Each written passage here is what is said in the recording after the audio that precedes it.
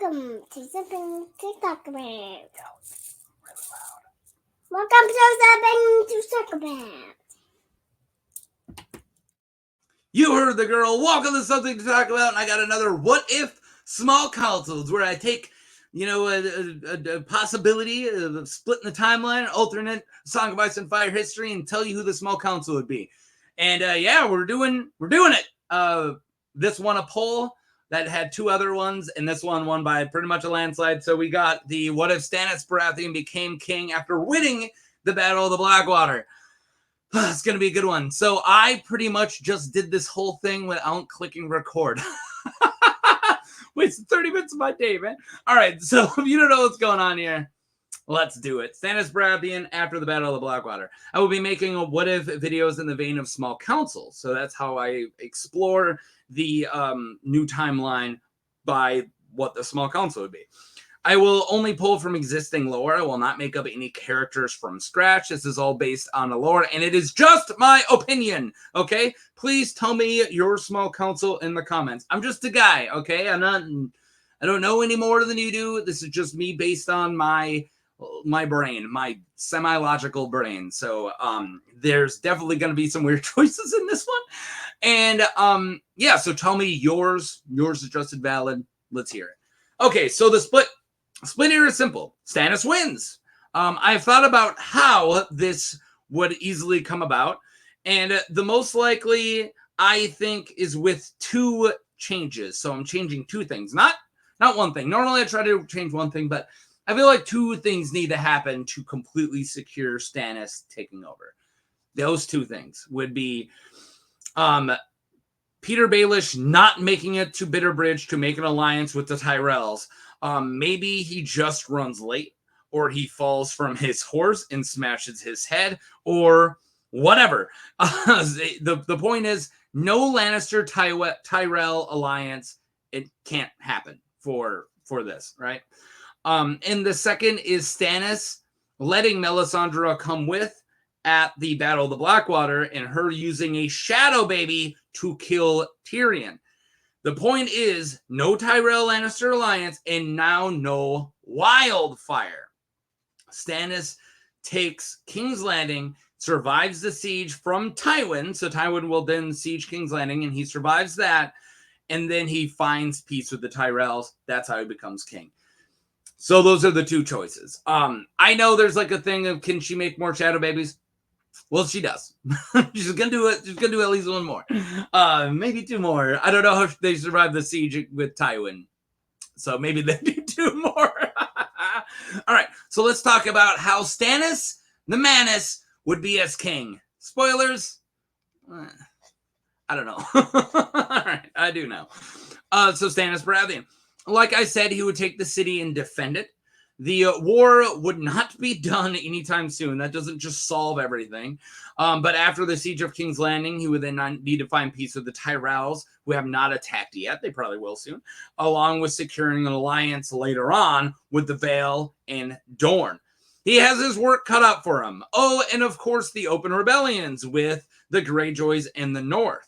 I do think an alliance would be met with King Robb once Jorah Mormont's letter reaches Stannis. I know what you're thinking. Doesn't Catelyn try to, make a peace, and both the Baratheons are like, no, we're not going to deal with Lord Robb, right?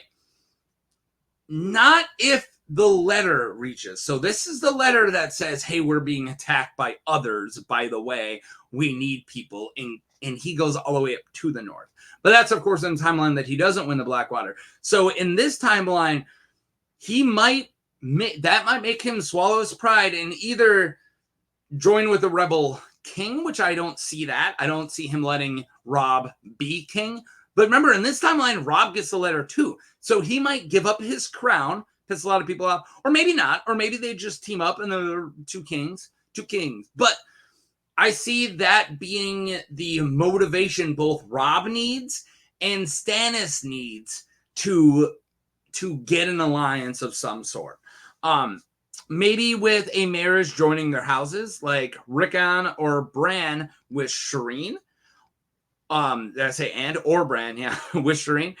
And returning Sansa to the Starks. Remember, he takes King's Landing. Sansa is in King's Landing, so Stannis has Sansa, who he can be like, here. So she's an amazing hostage and an amazing bartering chip, right? So that's a good way to either quell their rebellion, especially if Catelyn's still alive, right? And returning Sansa to the Starks. They want a war with the Lannisters. If the Lannisters are out, maybe it will change things. The Red Wedding might not happen with the death or capture of Tywin after the Siege of King's Landing. But all this is beyond my focus here. Yeah, I'm moving on. I don't know what we're going to do with getting the realm back together or anything. This is me looking at the small council, so I'm getting a little ahead of myself. Stannis would be a very unliked king. I don't see him getting much love from the common folk or the other lords. I do see him being very strong. That might be enough to keep the kings in line. Well, most of the kingdoms. I see him being harsh with the surviving Lannisters, maybe even executing Cersei and the kids. Yeesh. But I do see that. I don't think he is Maegor the Cruel-ish. He's not as evil as Maegor the Cruel. I know Maegor the Cruel defenders are out there, but what I'm getting at, he's not cruel. He's not going to be chopping maesters up, but he might be. But I do see his rule being similar, right? Like a tumultuous time, him taking the throne by force. I see it not being easy, and I don't know if he'll succeed in the long run. I do kind of think, if I were to put money on it, Stannis would not be, in this scenario, king for a super long time. Maybe he will be. Who knows? But yeah. So let's talk about his hand. Alliser Florent. No changes. Alliser was an important ally leading up to the battle, turning on the Tyrells after Renly's death and becoming the leader of the Queen's Men, just like in the main timeline after the failure to Blackwater. So after the failure to Blackwater, he would be named Hand of the King, but this time it's after the win. So he'd be named Hand of the King, just like in last timeline. So he turns on the Tyrells in the original timeline and then comes over. And then after the failure, he gets named Hand. But I don't see that changing this time. I still see after the success at the Blackwater and taking of King's Landing that he would be named Hand of the King. He is very wise. And with him being the first major lord to turn to the faith of the Lord of the Light, right, to R'hllor, he has a ton of sway in Stannis' court. I see him being a natural pick. Let's hope his brother, Axel Florent, doesn't try to get him burned alive, like he did in the last timeline. He also has family ties with the powerful reach houses like the Tarleys, and he would be an important part of an alliance with the Tyrells. I see once Tyrells once they try to bring the Tyrells into it, they certainly hate the Florents for turning on them, right? But once the Lannisters are completely out, right, and Stannis has taken it, if the Tyrells do form an alliance, I see the Florents, especially Alliser Florent, being a really big part in that alliance. So either he takes a wife, I don't know if you would marry Marjorie, that might be not it, but something like that, right? I see some alliances being happened here between his family and the Tyrells. So moving on to the next one, we got Grand Maester. Who knows? I don't really have one. Pycelle, probably not. I think Pycelle would technically be the Grand Maester, but he would likely run from King's Landing, or Stannis would toss him in a dungeon or burn him alive. This would be after Crescent dies, because he dies at the beginning of this book, and Pylos has taken his place. But Pylos was very young. I don't see the Maesters letting him become Grand Maester because he's like in his 20s. So they would probably just send a new one, and I don't know who they would send. Grand Maesters. I don't know. It's up to the Grand Maester, or it's up to the Maesters, it's up to the Citadel. But I don't think it would be Pycelle or Pylos. That's all I got. Master of Coin, Ardrian Celtigar, known as Red Crab. Adrian, I wrote Adrian once and Ardrian the other time, was a supporter before the Blackwater. He is known for his greed and wealth. He is considered a sour old man. Though it was said he wasn't an enthusiastic supporter, his support would mean a lot with his wealth, and his greed would make him a candidate for Master of Coin. Plus, Celtigars are often named Master of Coin, regardless of their skill, right? Like, there's been some pretty awful Celtigars named Master of Coin. I don't see this as a good pick, but I do see it as one he would make. Like, I'm still pulling parallels to Maegor's rule and, slight spoilers, Rhaenyra's rule, right? So it's in the middle of a tumultuous time. They don't have any money. They take King's Landing by force. You need a shrewd, greedy Celtigar they always get picked. And I think he would be. He's the Red Crab. Everyone knows about all of his wealth and all of his treasures, right? Again, I see him as a bad pick, but I do think it's a pick Stannis would make. I just see it as that's what's going to happen. But yeah, I think it would lead to that shorter reign, like I said. Okay, next one. Next one's a little goofy. Master of Laws, Davos Seaworth. Yeah. He should be Master of Ships. Okay. I just don't see it with them winning. Let me explain. All right. I know that I've been thinking about this for a long time. If you are watching the video and you haven't thought about it for a long time, hear me out. All right. I thought about this. I don't see it. First off, Davos was just a normal commander. He was Sir Amory Florent, led the entire fleet up the river, right? Also in this timeline, Tyrion's plan with the wildfire doesn't go off, right? No one blows up. And Davos never gets blown up. So with Stannis not losing as much of his fleet or his men, Davos is pretty much just another guy in his fleet, right? That being said, Davos is one of the most trusted for his advice, and he would be given a spot. And it would be poetic irony to give the smuggler that Stannis showed, quote, fair justice to, Master of Laws. Yeah, so like I said, I don't see him being it because, remember, he's not in charge of the fleet or anything like that. And in the main timeline, all these other naval commanders blow up and die, and he's like one of the few that just show up because he survived on a rock, right? So he's a little less useful for his naval stuff. Sure, he'll be in charge of a ship if another war happens, right? But I do see Stannis with his really weird non-sense of humor, anti-sense of humor, of going like, I once showed you fair justice. You can show the realm fair justice. Hi, nubs. You know, like I see Stannis. High five. Oh, wait, I cut your fingers out. I see Stannis is doing that. And he's always really trusted Davos, even when he was just a lower lord before he was named his hand in the main timeline. Right? He's kind of the other side of the coin from another person we're talking about later, right? So I see Davos getting in there, but not as Master of Ships. So who do I got as Master of Ships? Montford Velaryon, Master of Ships. In the main timeline, he gets explode. But not here. With the wildfire failing, he lives. He is not the leader of Stannis' fleet. Like I said, that was a Florent. But Stannis would know better than to stack the small council with one family, at least from the start. And House Velaryon has a huge tradition on the small council. This gives him legitimacy to his council. Montford seems like a hothead and impatient, so I don't see him lasting super long. So you would probably eventually be replaced by a Florent or even Davos, or maybe if the Tyrells actually get completely into the fold, Paxter Redwine would be a shoo-in, right? But I can't really pick from these other areas because Stannis is putting the small council together right away, and all he really has is Stormlands and Crownlands, right? That's why, besides a Florent, that's why all these people are coming from that area. So I can't say, well, Paxter Redwine. Well, we don't know if he's going to get the Tyrells into the fold. And if he does, yeah, replace him with Paxter Redwine. Like, what are you doing? Montford Velaryon, get out of here, Paxter. But yeah, in this timeline, maybe not right away.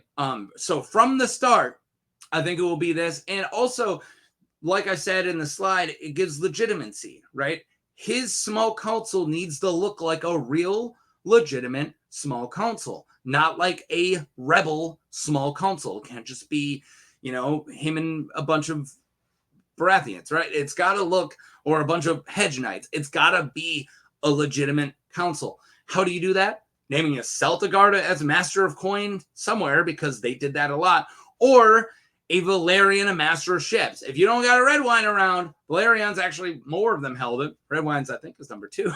But yeah, Montfort, Velaryon, there you go. All right, so I got 2 left. One is like a no-duh, and the other's going to get everybody mad. So let's do the no-duh. Master of Whispers or Mistress of Whispers, because we got Melisandre. Like, duh. She's a powerful Master of Whispers and an advisor to Stannis already, and Stannis trusts her like the most. Well, next to Davos. He trusts them, I don't know, close to equally, right? So she would have already earned this place with 3 or maybe even more shadow babies. How many shadow babies could she make? She's just going to keep making them in this timeline until she can't anymore. She fits in with the Master of Whispers of old. She's right up there with Taina of the Tower, being like a magical sorceress, temptress type, right? And then Brendan Rivers with her magic. She's not a warg as far as we know, but yeah, you know what I'm saying. Her spying from her flames, her burning her enemies alive, haha. She definitely wouldn't help Stannis get love from the small council. Like, they would probably hate her. They'd probably say she's really ruling the kingdom, but she is the other side of the coin for Davos, right? And without both sides, Stannis would be lost, like he is in the newest book. Well, latest book. Dance, you know that. So yeah, no surprise there. Melisandre has to be Master of Whispers. Well, Mistress of Whispers. You guys ready? This is going to get people a little mad. We got Lord Commander is the last one. And I want everybody to know, I thought about this, okay? I'm not making it up, okay? I had somebody else in here, and this one just makes more sense. I don't really like it either. Meryn Trant, hear me out. Hear me out. Oh, man. The surviving members of the Kingsguard are few. Barristan already left, right? Madeline Moore most likely died at the Blackwater. Maybe not, though. The Hound runs from battle. Osmond and Blount suck. I don't see Stannis liking them. Swan is a stud, but he's brand new, right? So maybe Swan, but he's also a Stormlander who's brand new, but this guy, Meryn, isn't brand new, right? Ares Orcard is a good pick, but I think his reach connection might not do it. I think he's in Dorne during the Battle of the Blackwater. But I think of Meryn's Stormland connection helps him. So also if like Ares, yeah. Anyways, he would be in Dorne. So yeah. I think Meryn Trant Stormland connection helps him. Plus he has more or the same amount of time as Ares, but like I said, he's in Dorne. As much of a meme he has become, he is quiet, he is loyal, he's possibly very brutal. He fits in with the type of warriors that Stannis likes. And if you wanted Richard Horp, which I do too, good old Dick Horp, I see him finally getting his dream of becoming Kingsguard, but not as Lord Commander. That would go to what did I say? It would go to a person, a member from the last regime, right? I think that unless he completely guts the Kingsguard, if he doesn't, but again, he's trying to get legitimacy, so he doesn't want to completely gut. He's gunning the small council, right? Except for Pycelle, which he'll probably gut in real life. So he probably doesn't want to gut the Kingsguard. And for the ones who do bow to him, which I see Meryn Trant bowing to him, I see a lot of the kind of like lickspittle ones, Barris Blount, even Osmond Kettleblack, I see them all bowing to Stannis. And I think Meryn Trant has most time there. Definitely not Jaime, right? He is getting rid of Jaime. Jaime, even if Jaime was there, if he came back like, I'm still Lord Commander, he'd be like, no, you're not. So I don't like it either. As much as I don't like it either, I think Meryn Trant makes the most sense. Richard Horp would be next. He would be named right after, and then as soon as Meryn's out of it, he would name Richard Horp. But yeah.